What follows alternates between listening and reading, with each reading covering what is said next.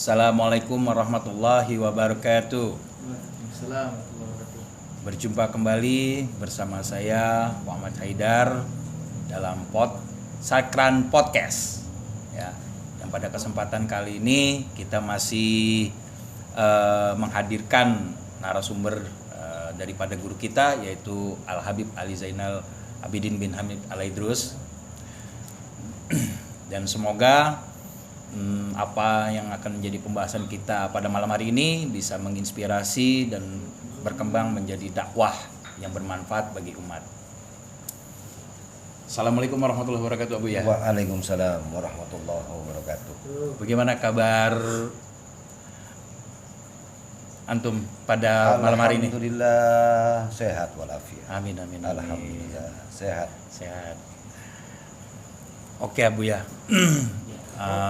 Ini kita mau bertanya kembali ya, mengenai salah satunya ya menyikapi kemarin yang sudah kita podcast. Nah sekarang ada salah satu pertanyaan kita pada malam ini adalah bagaimana tanggapan Abuya mengenai tes DNA? Begitu kira-kira Bu ya. Baik. Alhamdulillah. Alhamdulillah wassalatu wassalamu ala Rasulillah wa ala alihi washabihi wa barik wasallim ajmain amma ba'd. DNA adalah tes untuk mengetahui bagaimana dia dari mana berasal keturunan tersebut, untuk menentukan genetika. Betul. Untuk soal nasab, sekali lagi dan sering kita sampaikan, dan para guru juga banyak yang menyampaikan, kalau tes DNA itu tidak serta-merta bisa dijadikan rujukan itu nasabnya kepada fulan-fulan yang sampai udah ratusan tahun.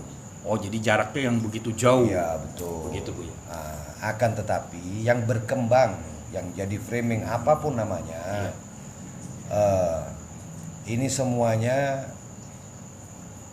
boleh jadi ini ujian buat kita semua, baik bagi si habaib semuanya maupun para pecinta. Iya. Karena kalau secara pribadi saya sampaikan,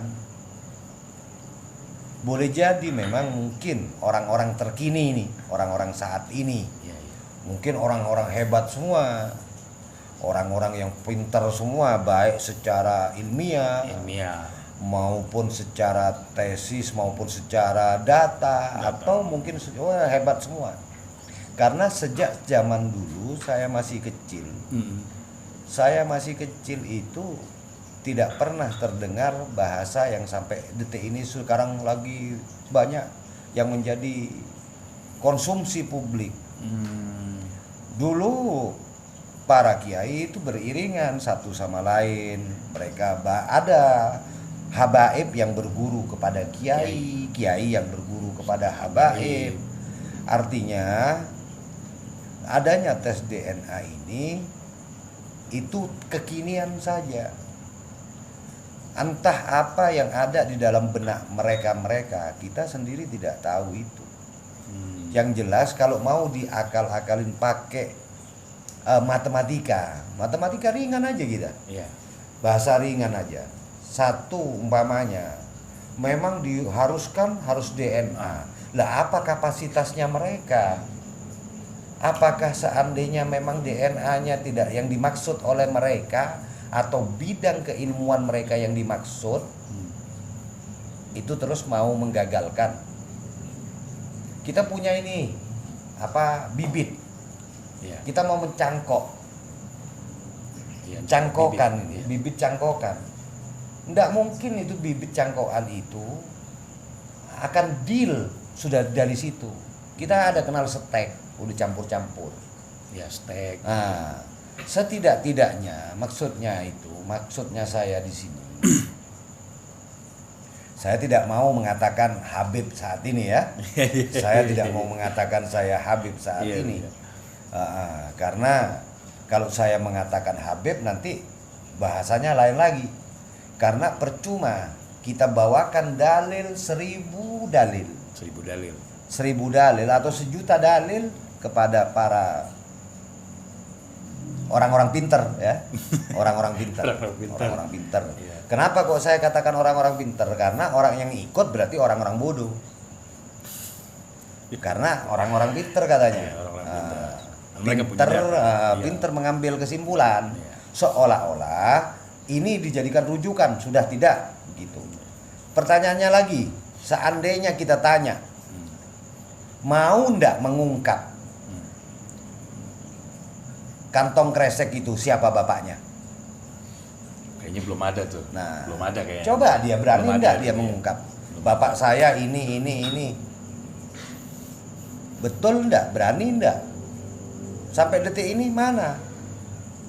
Umpamanya mau tes DNA, lari kemana? Dan emang terus mau tidak diakui itu orang tua kita. Nah kan begitu. Satu. Yang berikutnya umpamanya ini mau kita matematika ya. Iya. Matematika. Umpamanya kamu adalah yang ahli dalam tes DNA.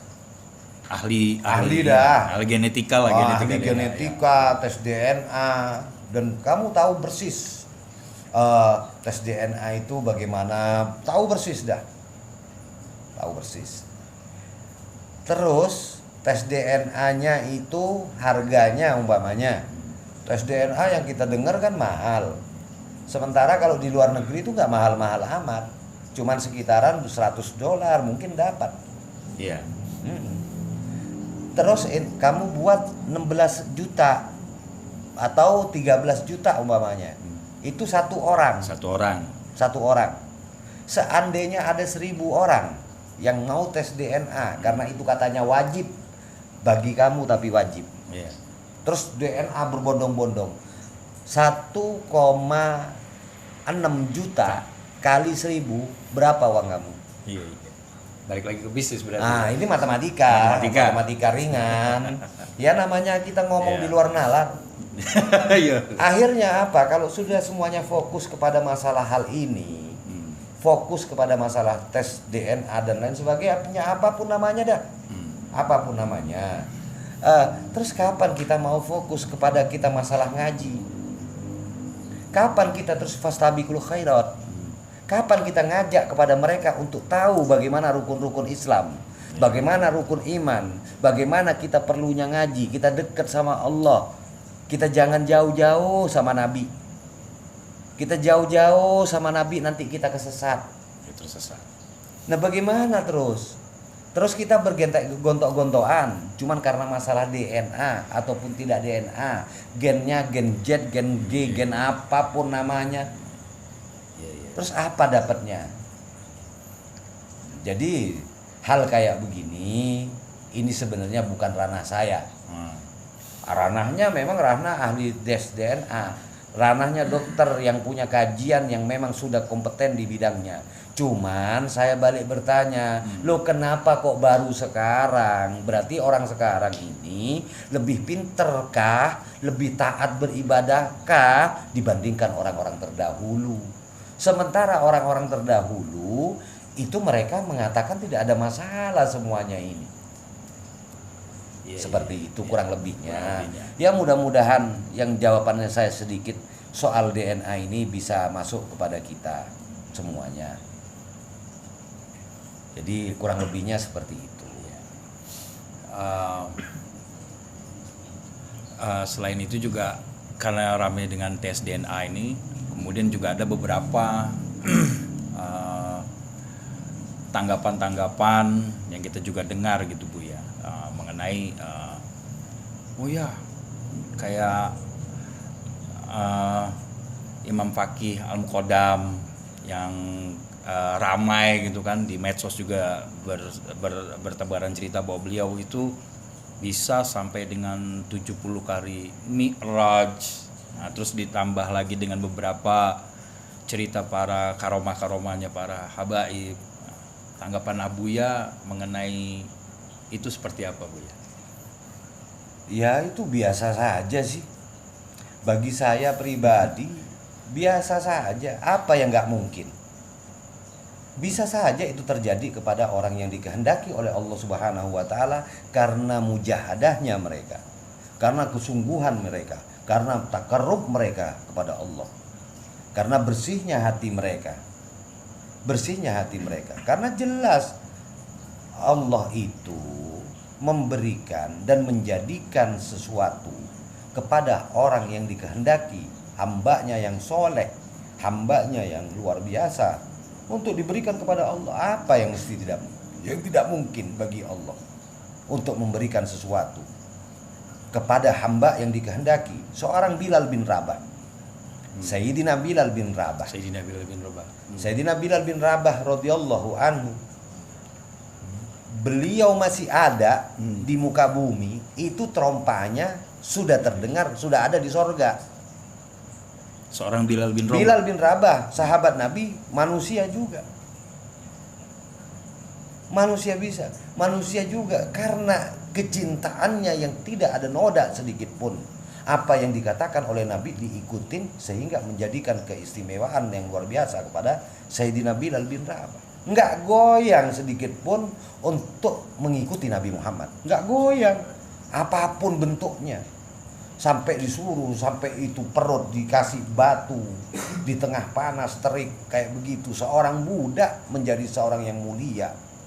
Sampai-sampai Khalid ibn Walid radhiyallahu an itu takjub kepada seorang Sayyidina Bilal bin Rabah, karena amalannya yang begitu mengikuti kepada Nabi Muhammad SAW, nggak ada noda sedikit pun di dalamnya. Nah ini loh keistimewaan seorang sahabat Nabi, bukan Nabi dan bukan maksum. Nah seorang habaib mempunyai karomah. Kalau kepada manusia, manusia biasa itu ma'unah namanya. Kalau kepada walinya Allah itu namanya karomah. Kalau kepada Nabi dan Rasul itu namanya mukjizat. Mukjizat adalah keistimewaan yang Allah berikan kepada makhluk yang bernama Nabi, yang bernama Rasul, sehingga menjadi itu bukti kenabian dia. Itu mukjizat. Mukjizatnya Nabi Muhammad SAW yang pertama, yang paling agung, yaitu Al-Quranul Karim. Ini mukjizat.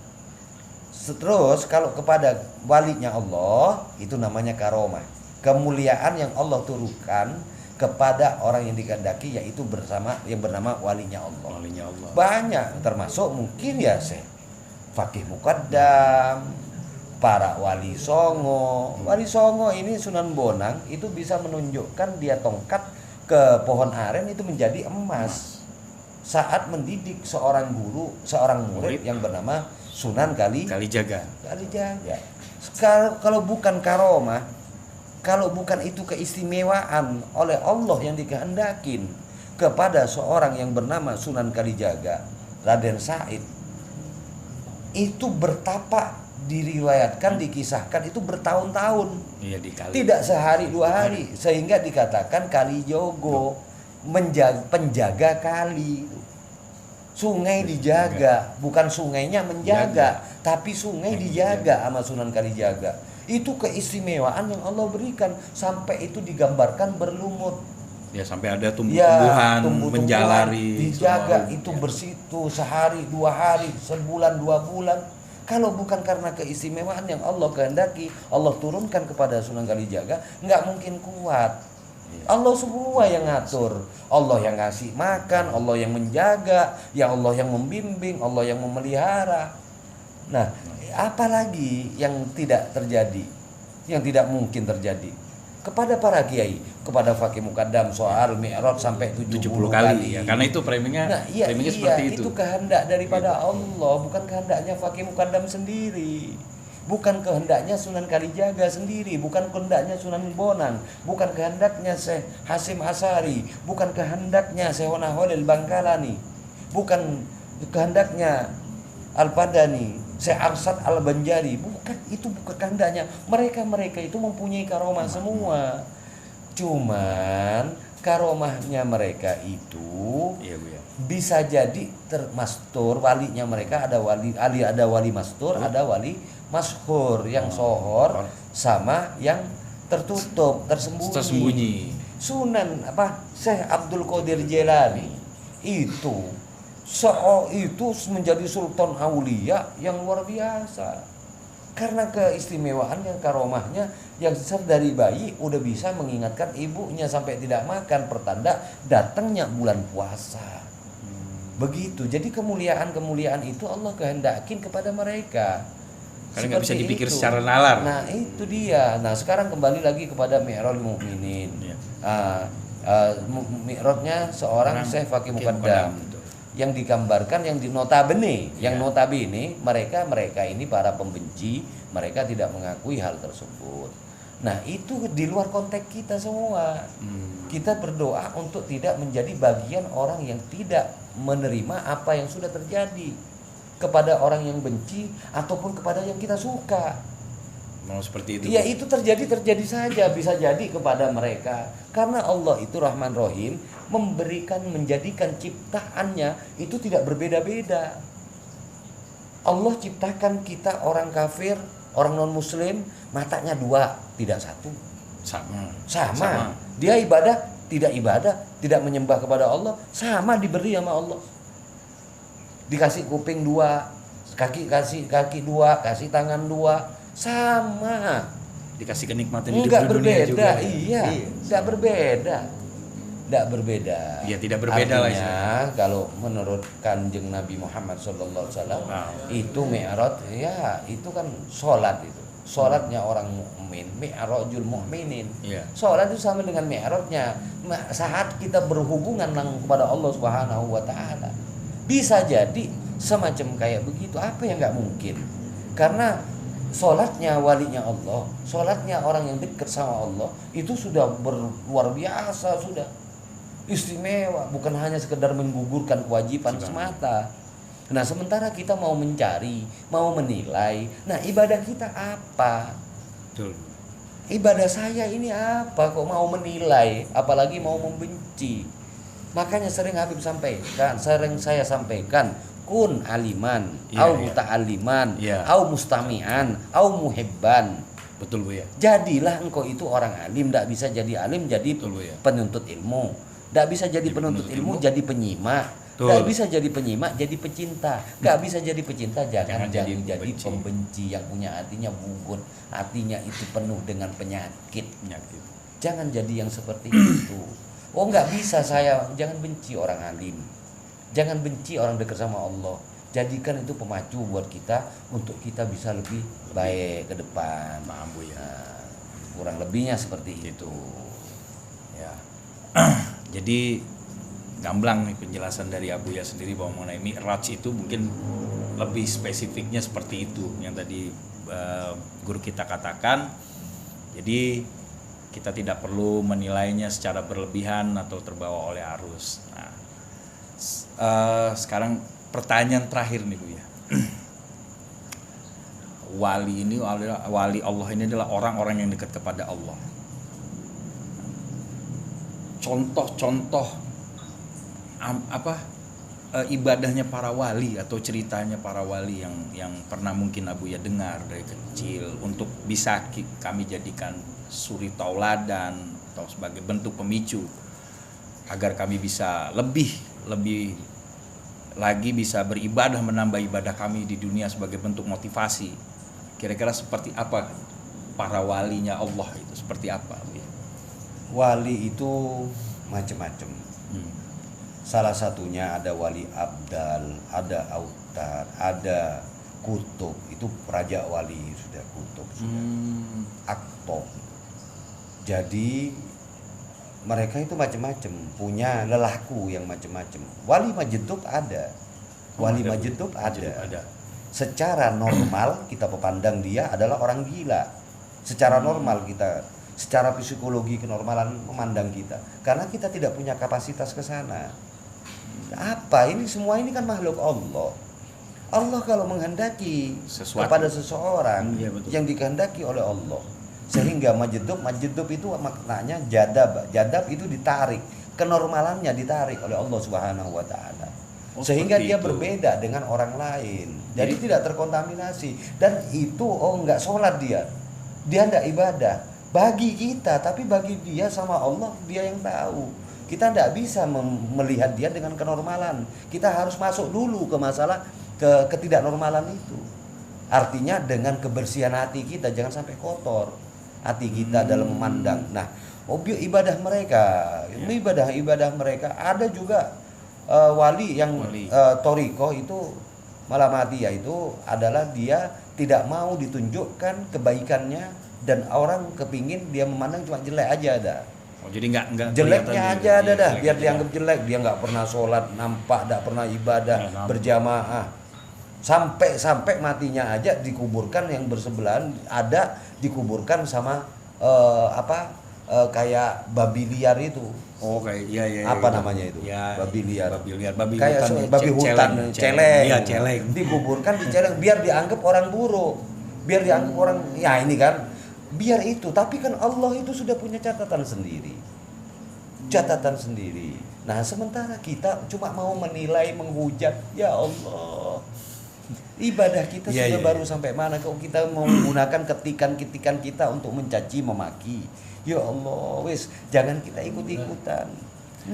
Jadi para wali itu punya macam laku tirakat dan juga Ya, ibadah yang mereka berbeda ada gitu yang ya. ada yang tidak makan secara akal sehat, mereka tidak tidur sampai 40 hari. Mereka yang tidak makan sampai 40 hari, yang tidak bisa, yang tidak begini dan lain sebagainya. Banyak dan itu ada dan itu bukan hoak. Ada mereka udangan di satu tempat berdua, langsung dua-duanya didatengin. Banyak ini Itu gini. karomah mereka itu kemuliaan, keistimewaan yang Allah turunkan kepada yang dikehendaki oleh Allah. Dikehendaki. Kita sebagai orang biasa dikehendaki oleh Allah diselamatkan dari umpamanya ini, naudzubillah, kita diselamatkan dari kecelakaan. Itu sama keistimewaan yang Allah berikan karena amaliyah kita bisa jadi diterima oleh Allah, sehingga Allah diberikan kita keselamatan olehnya. Maka itu kita semua bermohon kepada Allah untuk dibersihkan hati kita ini.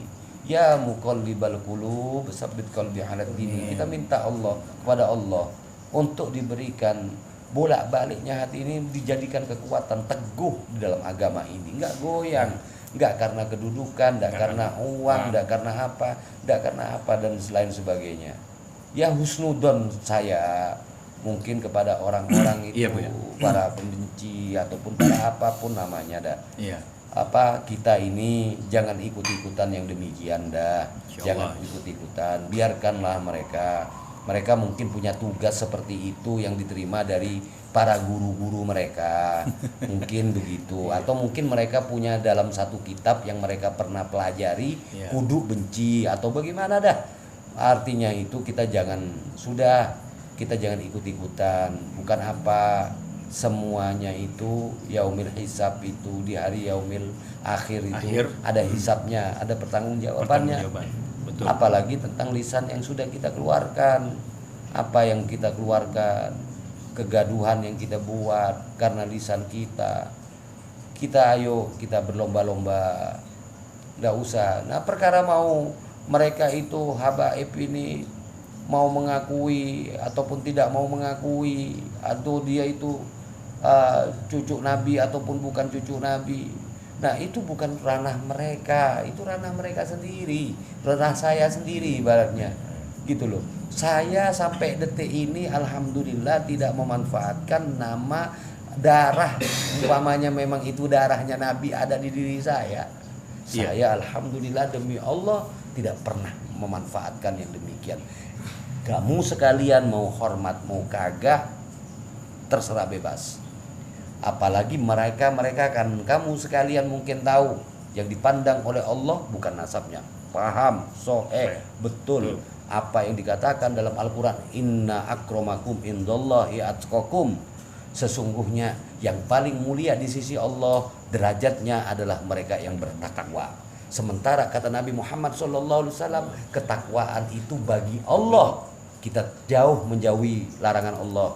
kita menjalankan perintah Allah, dan hanya Allah itu yang tahu, bukan manusia, bukan kamu semua, bukan. Karena kata Nabi Muhammad SAW, saat seorang sahabat Nabi memvonis takwa itu adalah bagaimana dia tidak dekat kepada Allah, apa katanya Nabi Muhammad SAW? At-taqwa hahuna, at-taqwa hahuna. Takwa itu di sini, bukan di lisan kita. Dia bertakwa atau tidak, dia sholatnya karena Allah atau bukan, itu takwa maksudnya. Begitu. Insya Allah mudah-mudahan manfaat. Amin, amin, tidak amin, ada amin. kebencian dalam hati. Amin. Dan insya Allah tidak ada kebencian kepada kalian semua. Malah Amin, saya secara pribadi terima kasih banyak atas kebenciannya. Ini yang tidak pernah ada. Mudah-mudahan kebencian kesamu semuanya, orang-orang mulia itu semuanya Orang-orang mulia. menjadikan cambuk bagi saya untuk berbuat baik dan berbenah. Saya banyak dosa. Insya Allah mudah-mudahan diberikan keberkahan. Amin. Ya, terima kasih Bu ya untuk waktunya. Nah, mungkin next kita akan lanjut lagi di beberapa kesempatan. Ya, demikianlah penjelasan Abuya mengenai beberapa pertanyaan tadi kita ajukan. Semoga itu bisa menambah motivasi kita khususnya kita sebagai santri untuk lebih motivasi berbuat baik lagi, lebih baik lagi untuk menggapai ridhonya Allah dan syafaatnya Rasulullah. Dengan ini saya akhiri Sakran Podcast dengan wabillahi taufiq wal hidayah. Wassalamualaikum warahmatullahi wabarakatuh.